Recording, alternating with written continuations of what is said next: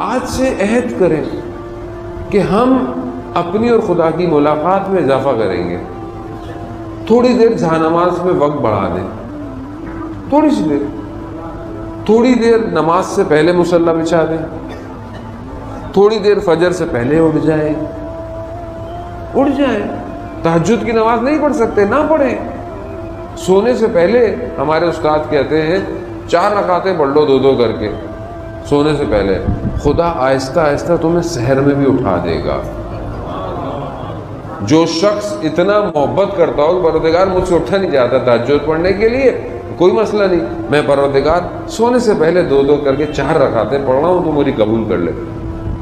جبکہ واجب نہیں ہے مگر پھر بھی پڑھ رہا، خدا اس کو. آپ کو نہیں پتا عزیزان محترم، آیت اللہ قاضی طباطبائی، آیت اللہ بروجردی سب نے کہا ہے، آیت اللہ کشمیری، اگر تمہیں دنیا چاہیے تو نماز شب پڑھو تہجد، اگر تمہیں دین چاہیے تو نماز شب پڑھو، اگر تمہیں آخرت چاہیے تو نماز شب پڑھو. کیونکہ چھٹے امام فرماتے ہیں اگر تم چاہتے ہو کہ تمہارے چہرے پر نور ہو تو صلاۃ اللیل اختیار کرو، تہجد کی نماز پڑھو. کیوں نہیں پڑھتے ہم؟ کو مشکل ہے پڑھنا؟ اتنی عزت رات کو ٹی وی ڈرامے پتہ نہیں کیا کیا دیکھتا رہتا ہے بیٹھ کے.